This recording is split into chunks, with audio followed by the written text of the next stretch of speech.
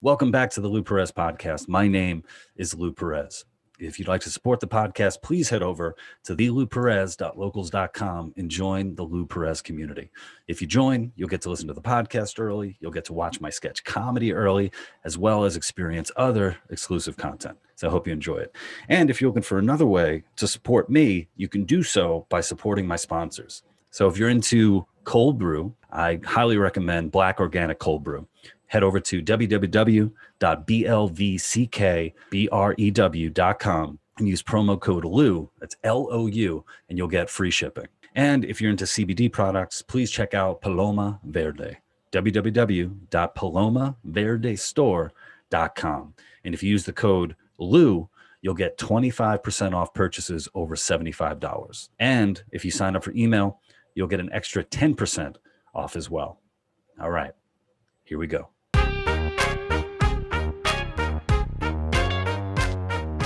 I am so happy to be joined by my next guest. He is a journalist and author of the new book, Unmasked. Please welcome Mr. Andy Ngo. All right, there we go. Andy, thank you so much for joining me. So, right off the bat, tell me a little bit about your book. What's it about?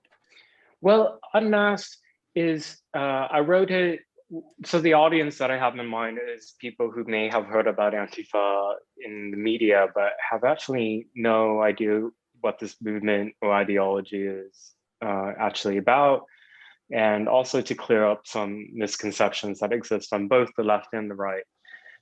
So I dive into the history of the original Antifa and how it is spiritually linked to the contemporary Antifa groups, and how the American manifestation of Antifa is particularly virulent and violent, and in my view, potentially very destabilizing, at least to certain parts of the United States. I think the examples of the riots that were carried out in dozens of cities last year, ostensibly under the cause of racial justice, was really just a mask for an agenda of being, in my view, anti-American, anti-free markets, anti-free expression, and of course, anti-police. And the riots are not without material consequence in that, in addition to billions of dollars in damages to the economy in the context of a pandemic that has destroyed so many livelihoods, we've actually had dozens of people who were killed in the course of the riots. In one particular case in Portland, there was an active murder in that an Antifa militant sought out a Trump supporter and shot him dead before fleeing out of state. I guess right off the bat, the pronunciation of you say Antifa, I say Antifa. Is there an official way of pronouncing the word? There's no official way. Antifa say that just merely means anti-fascist. But if you look at their ideology and you look at what they actually do, it's in my view just a simple marketing gimmick. It's been a gimmick from the very beginning when they were a paramilitary group of the German Communist Party. So you can pronounce them either way. I say Antifa more in line with the European pronunciation, since the original Antifa started in Europe. Mm-hmm. And we often hear so much anytime Antifa is brought up in the United States that it's an idea, not an organization. And, I've seen enough videos of people all dressed in black, I guess the black bloc. They look pretty organized when they get together and burn shit down. What's your response to that? The idea versus an organization. So that was first said in part by the head of the FBI, Christopher Wray, last year, and then it was popularized, if you will, by then candidate Joe Biden during a debate.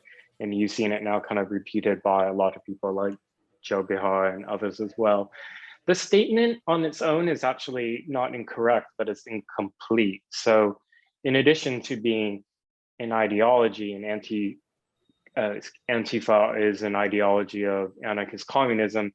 It's also a movement, and this movement is made up of networks of groups and cells and individuals who mobilize and organize around the ideology. So just because there is no single one Antifa capital A group, that doesn't mean that you don't treat it in the same way as, in my view, as you would other organized criminal cells, because the information and intel that they gather from one riot to the next is shared in their networks. They travel, and I cite all my evidence for this in Unmasked. You can see that, for example, during the riots that occurred in 2020, some of the people that were arrested in Kenosha, Wisconsin, came from the Pacific Northwest. They came all the way from Portland or Seattle. Some of them then went on to DC. Some of them went on to Louisville as well. And when the riots were ongoing in Portland for more than 120 days, many of the people who were arrested were from out of state. So it's organized, and I think people are getting caught up on the ideology thing. I think to make it maybe more, to draw an analogy that people can understand, like if somebody says neo-Nazism is an ideology, and then my response is, it's just an idea, it's not a problem, I don't think people would accept that as a fair response. Like, yeah, it's an idea that various people organize around. There are neo-Nazi and far-right extremist groups that organize around that ideology and carry out criminal acts, and intimidation, harassment, and sometimes murder. So you have to think of it in that same way, which is when the times that I've had the opportunity to give testimony to either the House or the Senate, I always try to really explain this to the Democrats, but I'm always ignored and sometimes demonized. Yeah, some of the weirdest things I remember seeing on Twitter, where you would have, blue check mark, very popular broadcasters and journalists putting this meme of basically U.S. soldiers storming the beaches of Normandy and calling them, saying they were Antifa too. But in my mind, anytime that I think of Antifa, I always just think of images of, again, people in all black, basically breaking the windows of a Starbucks. And for me, I don't see the connection, storming the beaches of Normandy and busting open a Starbucks or a Citibank. Why is that happening? As far as, why are people, basically protecting this, those who hold this ideology? I don't get it, because I remember seeing graffiti on the wall saying liberals get the bullet too. And you would think that people would wake up and say, hey, you know what, this ideology is not going to do us any good. It's going to actually harm us. Yeah, you raise some important points, and you bring up an important question. So Antifa in let's just focus on the United States. They've existed since around the 80s. So they've been around for a few decades. They've been in Portland for a long time as well, but they've been on the fringes of the far left. And obviously, when you look at what they say, you look at their literature, you look at their actions, it's fringe and it's extreme and it's easily recognized as such. I think 2016, though, was a particular pivotal moment for them, in that it launched them from the fringe far left to, in my view, the mainstream left, because now the entire American populace was being told, in my view, propaganda day in and day out from legacy and mainstream media and social media, that Trump's election win in November 2016 was a sign of ascendant fascism, and that we have to do everything we can to, quote unquote, resist, including violence if necessary. And that's what a lot of people did. They took to the streets to reject the results of a democratic legal process, and to claim that Trump was illegitimate, and that his incoming administration would turn the United States into a totalitarian fascist regime. And that's the propaganda messaging that Antifa had been saying before. And I think it was much less palatable before Trump was on the scene, because on its face, you can recognize it for how outrageous it is. But now they had friends in the mainstream left and the mainstream media left who were essentially they're mouthing their talking points. So, and then there are other crucial events that happened in the past 4 years. After Trump's election, instead of things being tempered down after he was inaugurated at the beginning of 2017, the rejection of him being president just continued, and all manner of, in my view, far left extremism was being excused.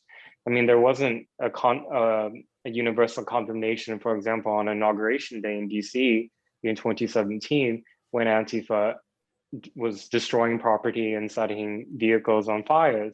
I was there. Yeah, I was in DC, and I was covering it for the comedy channel I used to work for, We the Internet.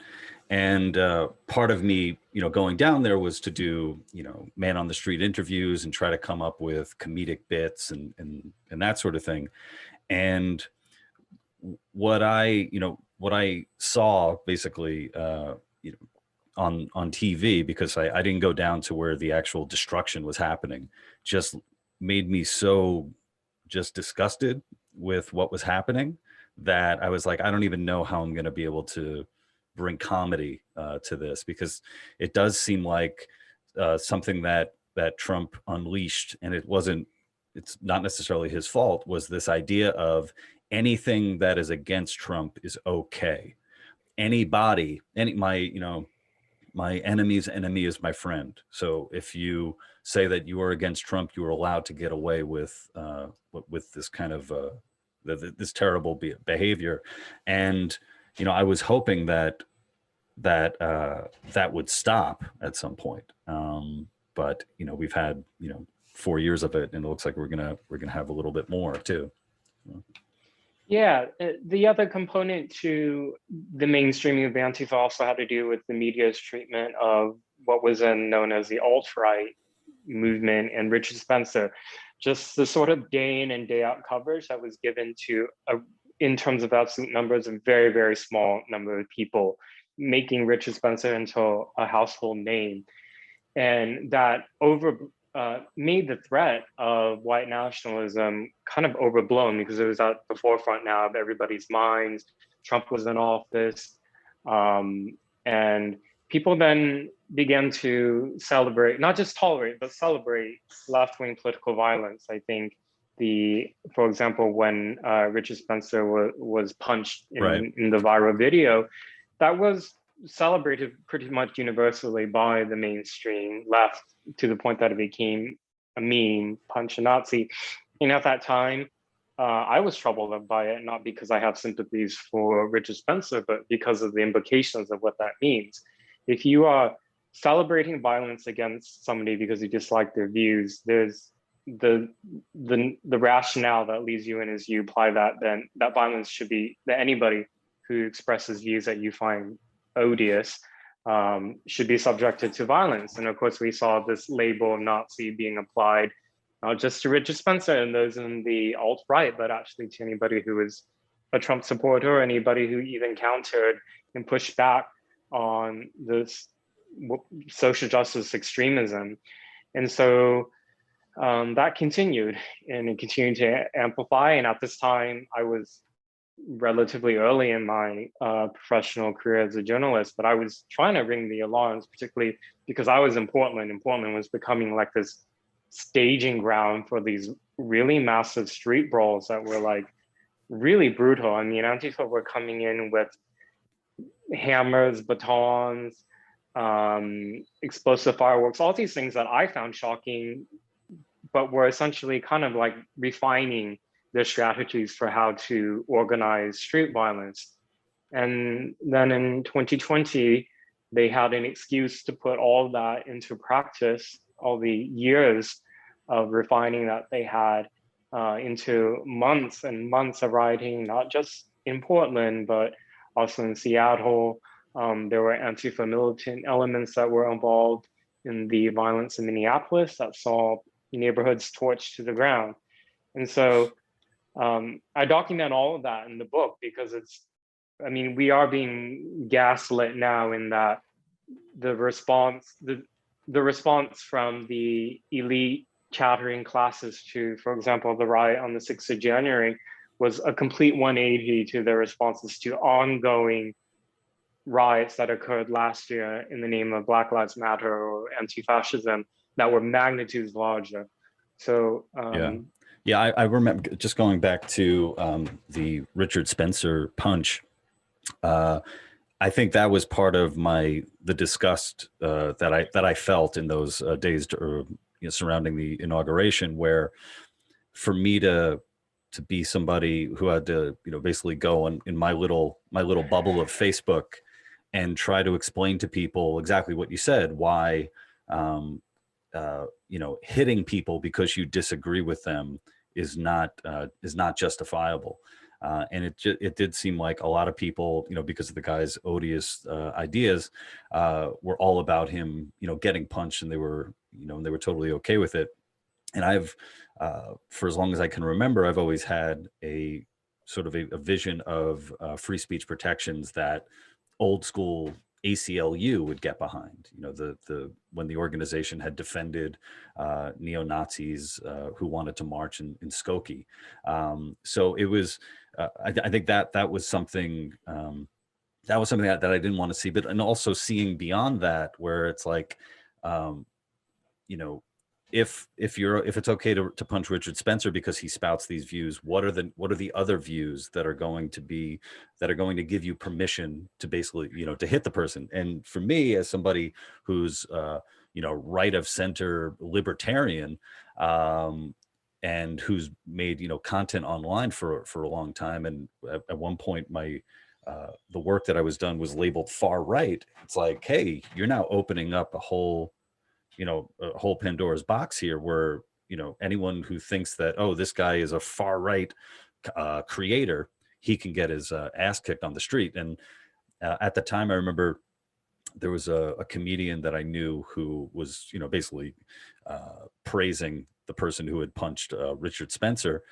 And I said to him, maybe if I was as big and strong as you, I wouldn't mind living in a world where you could, just punch somebody in the face if you disagree with them.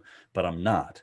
I'm not a very big, strong guy. So I want to have a culture of civility where we fight with words rather than with literal fighting.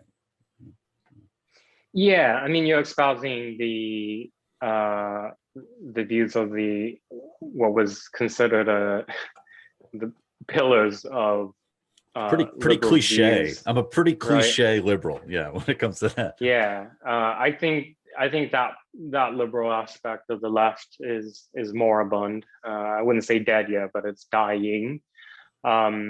Yeah, so this Overton window change of expansion, or rather of who was a Nazi, I ended up having to confront with this reality change when I was severely beaten by Antifa in 2019.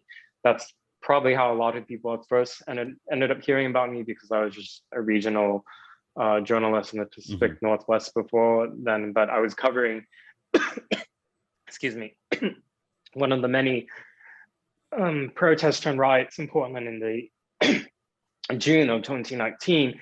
And at that point, I had written several columns and pieces for the Wall Street Journal that was shining a light on the extremism of Antifa.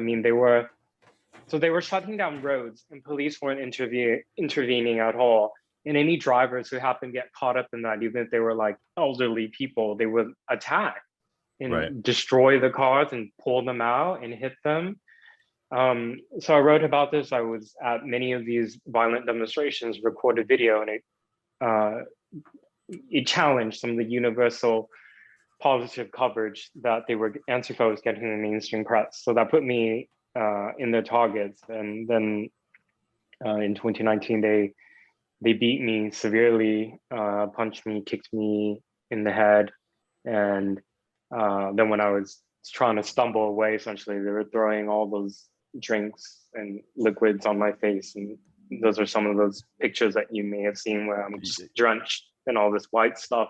Yeah, and now we live in a time where, I'm sorry to say, but that public humiliation that you underwent is now it's basically forever, because there is footage of it. There is that iconic picture, that photo that you that you're talking about, and I want to talk more about that attack, particularly. But one question that I do have, and I've asked it online, and no one seems to have given me an answer, is, the same people who say Antifa is an idea, or, Antifa, or, anti-fascist, that's what they're all about.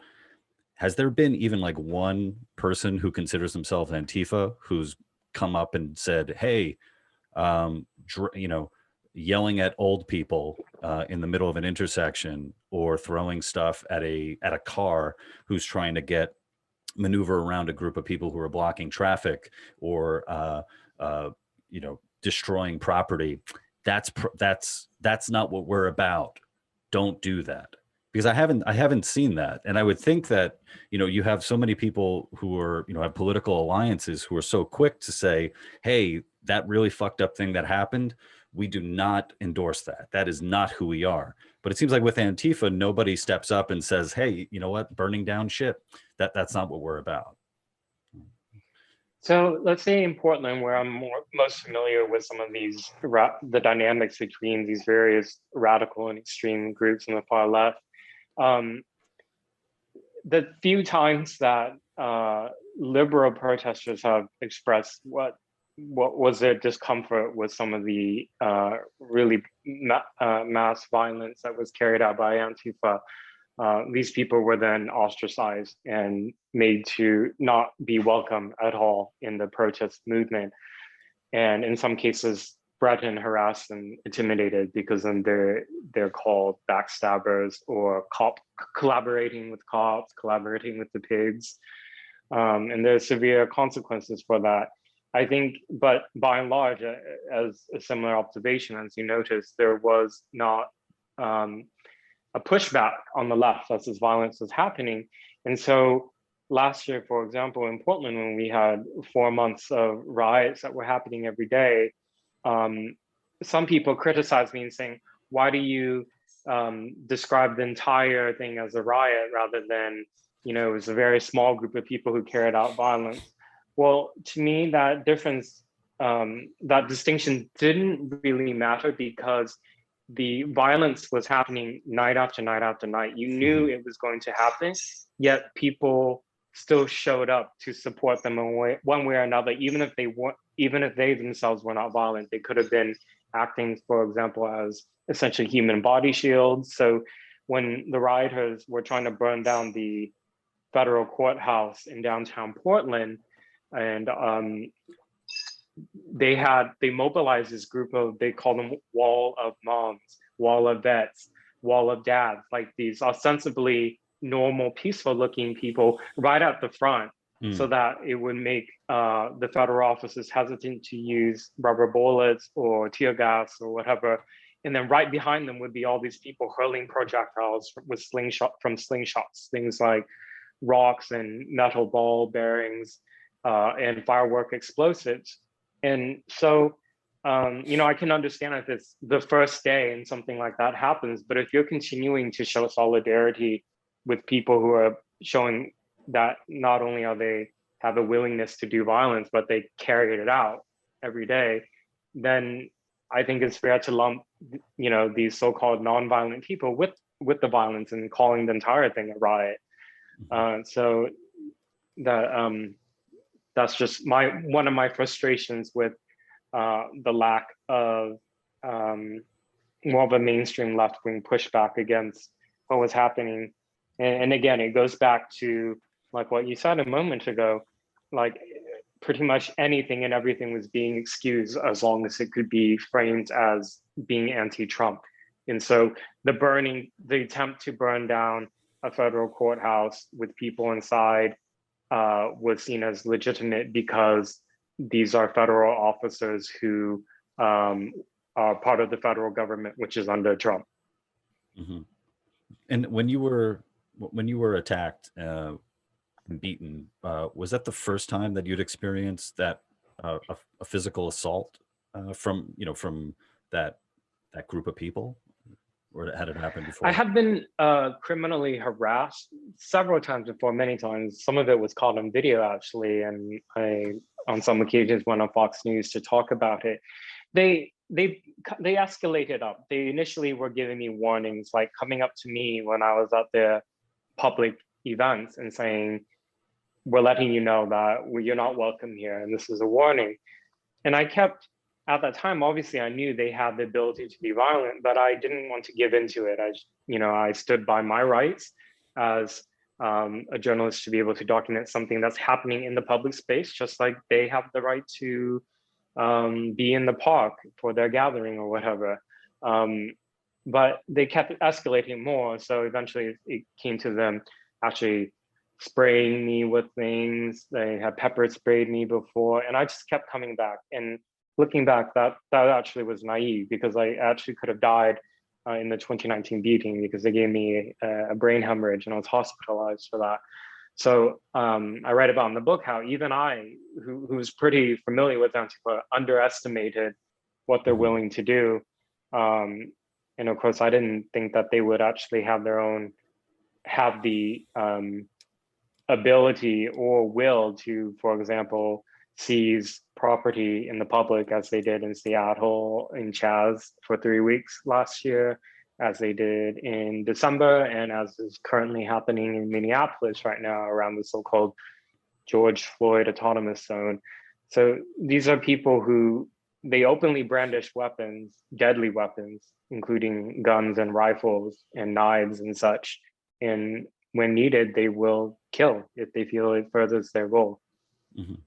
So how, after, because I remember I think the first time I saw you speak was when you went on Joe Rogan, which I think was shortly after actually the attack happened. Since then, how did you, protect yourself? Like, how did you, because you still would go to these events, right? I mean, I guess that's what you would call them. Like, how, after that, I mean, what do you do to protect yourself? So I'll speak somewhat vaguely about this, because obviously talking about security, I have to be careful. Sure. But I've talked publicly on the record before about how people have shown up to where my family lives to intimidate, to try to break into the property. I mean, I've released some of that footage before, in part to appeal for the public's help in trying to identify some of these people who are masked up. Like, all of these incidents have been reported to Portland police, and I think there's probably more than 24. I had to change my tactics. It became very hard for me as a journalist to be able to cover them on the ground, because they were actually actively looking for me. They were so overzealous in it last year that they were I think on at least 6 occasions, they actually confronted the wrong person, somebody who vaguely looked East Asian and vaguely had my body shape. They confronted and assumed was me. So, it's really dangerous to do this type of coverage. And so I write about in the book, actually, and how I was able to come up with some different ways, but I was constantly having to evolve because they were catching on as well. Unfortunately, recently, though, I had to leave Portland altogether, just because the threats were really escalating against me ahead of the book's release. It was just, I had already been on borrowed time. People had already made it known where I was at, where my family was at. And so I had to leave. And the city of Portland was aware of all of this. They really did nothing. And so I was kind of just on my own. And unfortunately, I've had to, for the time being, leave the US. As a journalist, I guess that the idea, the goal is to be as objective as you can be. How the hell can you manage to do that when, the group that you're covering has beaten the shit out of you? I mean, for me, I think it would be very hard to separate that. how do you go about it? If you do, I don't know. So old school journalism is about being objective and removing oneself from the story, and as well as declaring to your editors any possible even perceptions of conflict of interest. That type of old school journalism has long been out the window, because journalism, like other disciplines in academia, they've all been influenced and affected by critical race theory now, which essentially teaches journalists and reporters to be advocates for a certain political agenda, which you see reflected in the type of broadcast and print reporting being done in the US, which is quite atrocious in my view. I think for me, because I waver kind of between two roles, but I always make it known. So if I am published in the opinion section, I'm in the opinion section, and I make my views known on any particular issue. For example, I have been quite vocal about my opposition to Antifa's violent extremism. So it's not like my bias is hidden. If I'm printed in the news section, as I've done for Newsweek and New York Post, my editors hold me to a really high standard to make sure that my pieces don't inject my opinion in, that I state the facts and I back things up with evidence, and I do that. So, but certainly when people ask me, I mean, the whole Unmasked, I mean, even in the title itself, inside Antifa's radical plan to destroy democracy, I am very clearly on the line that I'm anti-Antifa, not because of simply a partisan difference with them, but rather this is a violent extremist ideology and movement that advocates for terroristic acts against citizens in the state. And I think I don't think it disqualifies me from covering them just because I voice opposition to that. For example, I don't think people, for example, who are against racism should then not be able to write about stories where it involves like victims of racist attacks or hate crimes or something. You know, it's kind of like, I think this should really be a baseline.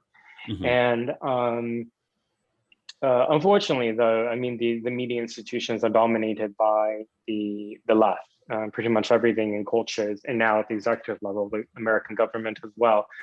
So they get to define the rules. So when biased left-wing journalists make egregious mistakes, when they show that they are not fair, when they're not balanced, when they get their facts wrong, when they are dishonest, whatever, these people aren't really held to account. And quite frequently, they can fail upwards. They can get promoted. They can move on to even better positions. So I mean, it's a hard profession that I'm in that I'm openly conservative, being a right of center journalist who's open about my views. Colleagues don't consider me as one, and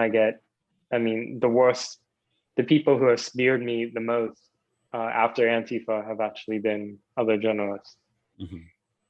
Yeah, with the rise of Antifa over the last few years, I guess their main foe, their foil in the mainstream media has been the Proud Boys, who have been held up as, well, I guess in Canada they're considered a terrorist organization apparently. And I wrote for Spiked magazine some months back where the charges were that the Proud Boys were white supremacists, and I basically took that to task and said, well, it doesn't make sense that they would be white supremacists, because sure are a lot of brown and black guys and Latino guys in the group. Do you have a relationship with those guys? I mean, I know that you'd covered like Patriot Prayer, but I don't know where the lines go between Proud Boy members and Patriot Prayer members and all that. I just know the Proud Boys basically as them providing security for people like Ann Coulter when she was speaking on campuses. And it seems like any free speech event that they show up to, they're looking to march through and and if violence comes, that they're prepared, to do violence as well. So my relationship with Proud Boys is only to the extent that I've covered them in the course of some reportings, because many of the Antifa brawls that have happened in the Pacific Northwest have been Antifa versus Proud Boys. My detractors in these left-wing smear merchants in the media have then used that to say that I'm associated. They use these type of vague terms. Recently, the Independent, a newspaper in Britain, did that. These type of vague terms that I'm associated with these groups. Like, well, what's that mean? Are you like, is CNN associated with the terrorists if they interview somebody who's been convicted of terroristic acts? Like, what's that supposed to mean? So there's a lot of innuendo. There's a lot of misinformation about Proud Boys. I probably have gotten the most, like, I guess, in trouble because I try to provide more nuance and, in my view, accurate portrayal of who and what they are. It's one of those things that I found when I wrote that article, where it's almost like, okay, I'm not going to say I'm going to die on this hill, but I'm going to walk away with a really bad limp, just trying to bring more nuance or more information to a group that's already been demonized. And it's sort of like, I get to write opinions every now and then. I'm not a bona fide journalist, but it's like, man, how many people are even going to, want to risk taking on these topics if there's really no reward? It's basically, you get, portrayed as associated, as you put it, with the... Yeah, but for me, I stood by the truth before, and I'll stand by it. So, Proud Boys were started in part to be like a right-wing men's drinking fraternity, essentially. But it was also organized in part, from what I understand, in response to a lot of these conservative rallies in 2015 and 2016 when Trump was campaigning, when Trump supporters were getting really viciously beaten and law enforcement either could not or would not protect. So you had people who were vulnerable to attacks by far left extremists, and they actually had no protection. They couldn't even look to police for help. I mean, you can just think of some of the videos from like Chicago and San Jose, for example, in 2015, 2016, even before Trump was elected. And of course, that violence continued on afterwards. And so Proud Boys was organized to, in part, one of their roles was to be sort of like, I guess, volunteer security for these various conservative or right-wing events.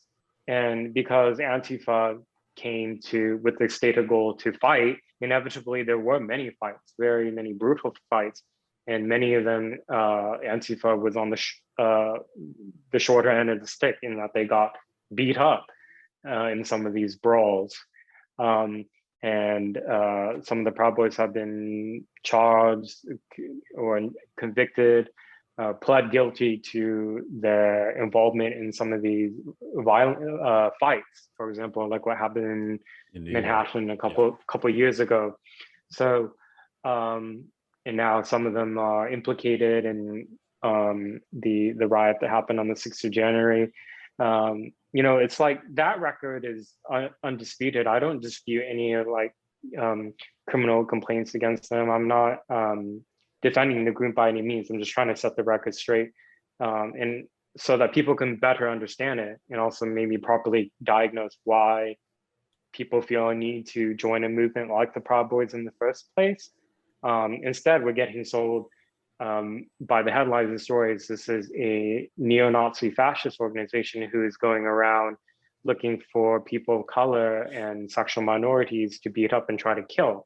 Actually, in the beginning of 2018, we had this hate crime panic in Portland, which I wrote about for the New York Post, where there were all these LGBT organizations and activists were saying that there were literally Proud Boys patrolling the streets of Portland in trucks and in groups, in attempting to kill trans people and kill people of color. And some of them had come out claiming to be victims and were fundraising money off of it. And I looked into the police records. Most of the time, the people who said they actually contacted the police did not. They were lying. These were all whisper campaign lies. And so, and that was all blamed on Proud Boys, for example. And so, you know, like I remember at that time when you came out with that, and I think by that time you were already a pariah. You know, you were already yes. like the people were, which is something else I want to talk to you about, just like how you're able to do this. You know, to do with what you do with you know this sort of social stigma already attached to you. But I remember you coming out with that argument, and then I think it might have been. It might have been Katie Herzog. I don't know if she was still with The Stranger at the time, but she came out and was like, no, really, where, you know, what Andy said, where, you know, where is the evidence for this? I'm concerned because I believe, well, Katie's gay, you're gay as well. And it's like, it's something to be concerned about if this stuff is actually happening.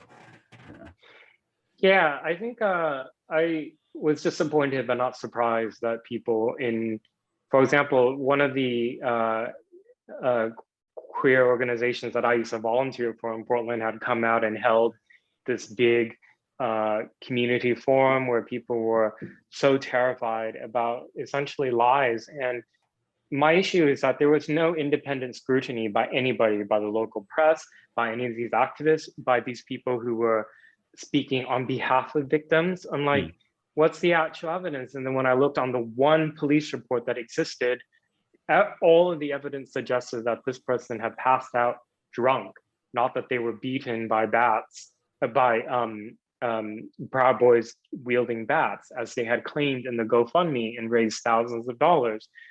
But I mean, I write about partially in Unmasked about this siren call of victimhood, which I mean, even before writing about Antifa, I had been so vocally critical of. It's the underpinning, one of the most important pillars of critical race theory, and it's infected like every institution. And so, I mean, now we're having some of the most privileged and powerful people in the world claiming to be victims, people like Meghan Markle and her husband. So it all stems from, I think, a related ideology. These people who think that because they are victims, that they are then justified in either carrying out acts of violence against who they blame for their grievances, or excusing that violence. Yeah, I remember during the Jussie Smollett hoax, right? Because I mean that's what it was when it came out that, you know, the guy had made it up and orchestrated this. I said, you know, this is actually something to be happy about. We should be happy that we went one day in America without a gay black man being beaten up for being a gay black man. And we should all be happy for it. And Jussie Smollett should definitely be happy for it, that it didn't happen. It shows that it's sort of like, I'm not the first one to say this, but it's like, wow, we've come so far where you have to create hoaxes, you know, like where the real life examples are, I guess, are so few comparatively to where we were, you know, even, you know, 30 years ago, that you got to start making stuff up. Recently, there's been there's been a lot of talk about anti-Asian hate crimes. Have you weighed in on this? Have you written anything about what's going on in particular with the I guess the massage parlor and the gunman that, you know, took the lives of 8 people? Yeah, I have weighed in, and normally I like in the course of my professional career, I almost never talk about aspects of my identity because it's not really relevant. But it's been important for me to speak out, I think, about the discourses that are happening by commentators and journalists and politicians regarding anti-Asian hate sentiment that's happening in the US. So if you look at the hate crime data,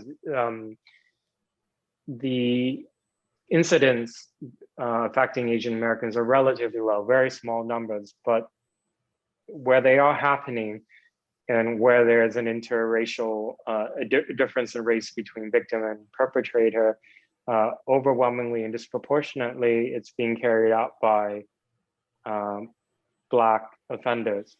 And that's an uncomfortable truth for people to talk about. In fact, most people aren't even aware of it. And I was very angry that it seemed like the only reason people in the past few months have been more willing to talk about this and create campaigns, bringing awareness to anti-Asian sentiment in the US is because they want to use it to further a narrative about white supremacy or anti-Trump or anti-Trump supporters. And oftentimes it blows up in their face because it's not true. So you have many of these incidences recently of these racist tirades and attacks that have been occurring on Asian Americans, and a lot of it's been caught on video, and you'll see that the perpetrators are not white men. They're quite disproportionately Black, which fits in with the data. You had everybody jumping in on this narrative that the shooter in Atlanta who killed 8 people was a white supremacist who was motivated to kill East Asians because 6 of the victims were East Asian women. When pretty soon after that mass attack, the local investigators, as well as the head of the FBI came out to say there was no evidence to suggest this was motive at all. And in fact, based on what the suspect has said, it was related to his issues with sex addiction, which he had been in treatment for in a medical setting. So, and I'm also frustrated that what about the 2 other victims within the shootings who weren't of East Asian descent? Like, do they not matter in this discussion? And like, again, we're misdiagnosing what we should be having discussions about mental health and how that intersects, for example, with people's ability to access firearms. Another thing that people don't want to talk about is how these so-called massage parlors are usually and almost always fronts for prostitution services involving migrant women. And that appears to be the case in these so-called massage parlors that were targeted by this gunman. So, instead now we're all talking about what people are putting ideas into what they think was in the mind of the killer when there's no evidence to support that. And they try to run with the similar race baiting narrative for the shooting that happened this week in Boulder, Colorado. And their only evidence initially was because of this blurry footage that came out of the suspect being apprehended. Because he has light skin, everybody assumed that he was a white supremacist or a white male. And then it turns out he's a devoutly Muslim immigrant from Syria. And so and all 10 of his victims were white people. Like, we were all paying attention to the race of the victims in Atlanta, but is that somehow then not a way to look at the attack in Boulder? I don't think so, but it's like, if we're being told constantly that race is the prism for how you have to analyze all these issues, and be consistent, do it. Okay. Yeah. Like, I don't like how the media is making all of us not just more polarized, but also more stupid. And these people who are spreading all these lies about these mass shootings on social media in viral posts and comments and all that, they're never held account for what they do to mislead and radicalize the public. Yeah, I think you nailed it about, the stupidity of it, because it sort of reminds me of back in college, where if I had like a paper due the next day and I hadn't done any work on it, so it's like, okay, and I was basically an English major. I was like, all right, I guess I could analyze this story through the prism of Marxist feminism and, bang out, 5 pages and I hand it in, and that would be like a B- paper. And it seems like a similar thing is going on with every single thing that happens, where it needs to be seen through the prism of white supremacy, or actually it's not even that, it's the root cause must be white supremacy. So whatever mental gymnastics we need to do, they need to be done in order for this to be white supremacy. And you see, I live in New York, so the amount of hate crimes perpetrated against Jewish people here is insane, and especially in the Orthodox, Brooklyn. Hasidic community. And you see Orthodox Jews walking on the street being attacked by young black kids, and it's like, what the fuck is going on here? Like, that's not white supremacy. That's something else. That's something evil that's going on. It's a different type of evil, but it's happening. So maybe you could, provide more Lou, insight into this. Yeah. If I could weigh in on that particular thing, I was also very disgusted about the way that the anti-Semitic hate crimes that were happening, many times caught on video in New York City, were being ignored because the offenders happened to be people who are Black Americans. And it doesn't just end with racist tirades. In Jersey City, there was a Black nationalist couple who went on a shooting at a synagogue and killed people. And if you look at the ideologies that they had espoused, it was blaming Jews for gentrification, claiming that they were using a lot of these historic anti-Semitic tropes around money and all that. Right. And it's like, I don't want to blame any particular group for hate crimes and stigmatizing the entire group. That's a wrong, we recognize that as a wrong thing to do, applied obviously to Black people or to Muslims, whatever. Why does that basic human, I wouldn't even call it courtesy, this sort of just recognizing humanity of other people, why does that not apply to whites? And I think that all these really anti-white narratives and rhetorics that are being celebrated in mainstream, this is going to provoke a reaction. I mean, if you look at how a lot of these far-right white nationalists or white identity groups they organize around their grievances because of what they see of these people saying about what they perceive about their people, whatever. So it's like these so-called racial justice activists, they don't even recognize their role in radicalizing and creating extremists. Mm-hmm. I had a recent, digital run-in with I guess he's a neo-Nazi.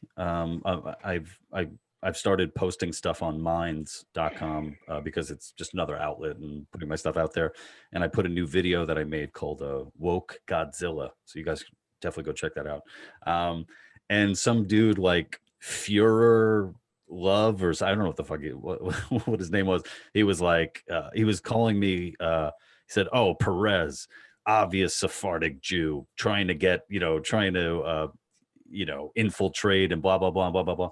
And I almost couldn't believe that this person exists. This is granted, they were anonymous on a web platform, but yeah, the idea that we would give, the idea that we're giving assholes like that even a modicum of ammunition for recruitment, I just don't know why we would allow things to go that way. I don't need to be right on Twitter. The idea of another bet you $10 it's a white guy and blah blah blah blah blah blah. I don't need to be right about something like that. And it seems like a lot of people, I don't know, they want to be right on Twitter as opposed to just having all of the facts straight. Yeah, I think we should stop for a minute to reflect on how sick it is that so many people, public figures, their level of rage or disgust over mass killings, tragedies, terrorist attacks varies depending on the race of the perpetrator, mm-hmm. and also the race of the victim. That is very anti-human position. And so, yeah, and these similar impulses are also found in Antifa, by the way. So for example, yeah, they say they fight against like anti-Semitic hate crimes because that is a sign of fascist beliefs, right?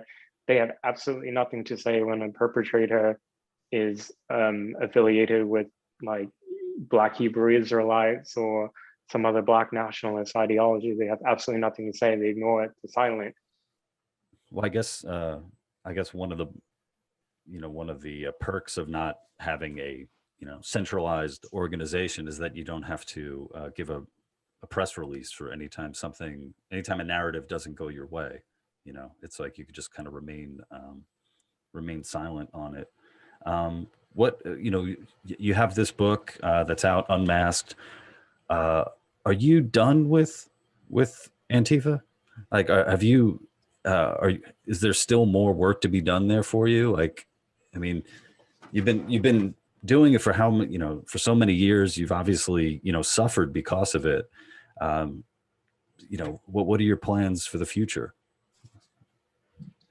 The work is not done, unfortunately. I would like to move on to another beat. I mean, before I was writing about Antifa, I was writing about hate crime hoaxes. So again, topics that make me very unpopular.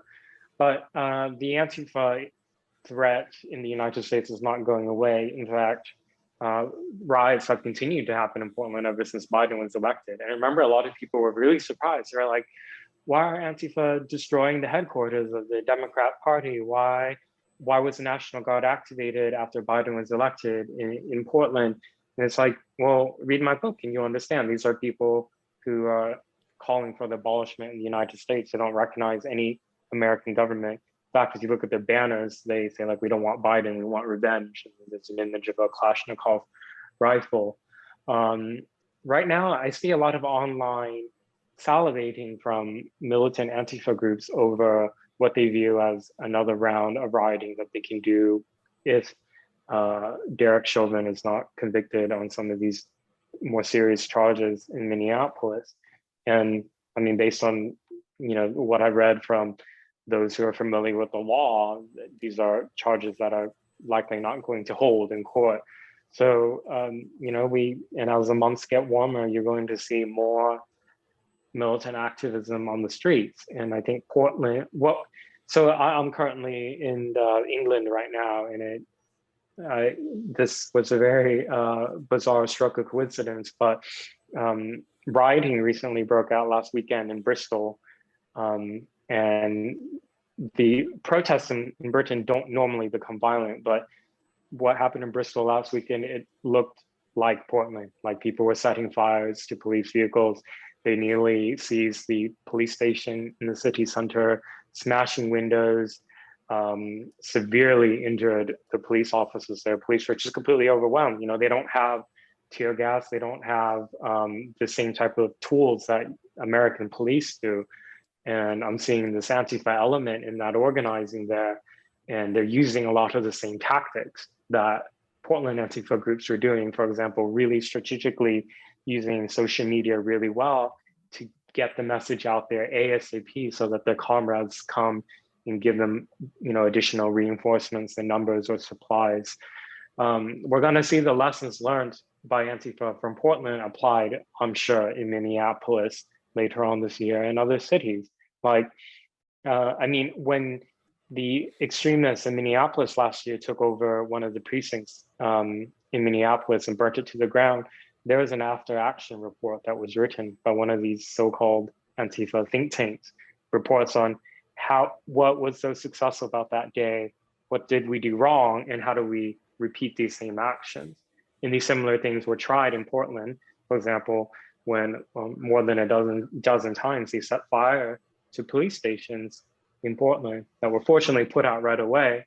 You can see what happens in one city involving militant organizing doesn't stay there. This information is shared in their networks. And I think with the Derek Chauvin case, like you said, you think that, when the trial starts and there are going to be a lot of people who are very, very upset by the results of the trial. And I think there's something to be said with, this kind of Twitter way of looking at the world where it's you jump on the narrative that you want, right? And then when the thing actually goes to trial, then you get upset with the results, with the jury's verdict on it. And it's like, but if you did the work at the beginning, if you didn't jump to conclusions, if you actually looked at, okay, what actually happened, is it a lot more complex than the narrative that I want to put out there? Okay, now I understand why it went the way that it did. And so I think that's a real danger that we've been seeing for years, but in particular over the last few weeks, just like one after the other of pushing a narrative and then being shown that narrative is incorrect, and then okay, let's just move on to the next thing. Yeah, I think it doesn't bode well for our future if that's the way things are going to go. Exactly, and you can look back into how what we learned in the various court hearings and investigations into the shooting and killing of Michael Brown. This whole hands up, don't shoot thing was complete bullshit. And even though this DOJ put out very extensive report about all the evidence that exonerated that officer in that killing, people still, there was rioting in Ferguson after that officer wasn't indicted on those charges. And we still hear to this day, hands up, don't shoot at these BLM Antifa protests. Michael Brown's name is still repeated, even though he was the one who was the violent aggressor. And so with these martyrs that they pick, it doesn't matter if they are actually the violent criminals, if the evidence shows that. What matters is the narrative. It's like everything else is just a detail that can be ignored or not. And the press, which should be working to dispel misconceptions, particularly misconceptions that can lead to people getting killed, they're not doing it.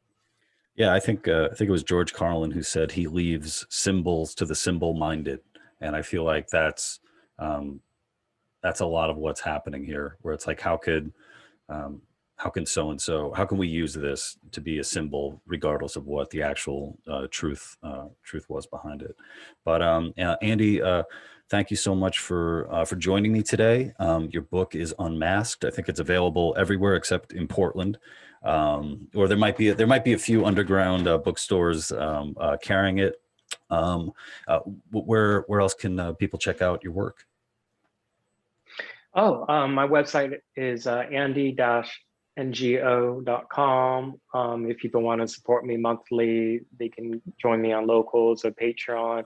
I'm primarily an independent journalist, and so I really have to rely on the help of people who like my work. And so you can join me that way. And of course, as you said, it's available wherever books are sold online. Hey guys, thank you so much for watching. I hope you enjoyed it. If you want to support the show, please head over to thelouperez.locals.com and go ahead and support my sponsors. Black Organic Cold Brew, head over to www.blvckbrew.com and use the promo code LOU for free shipping. And if you head over to Paloma Verde, www.palomaverdestore.com and use the promo code LOU, you'll get 25% off purchases over $75. And if you sign up for email, you'll get an extra 10% off. All right, later.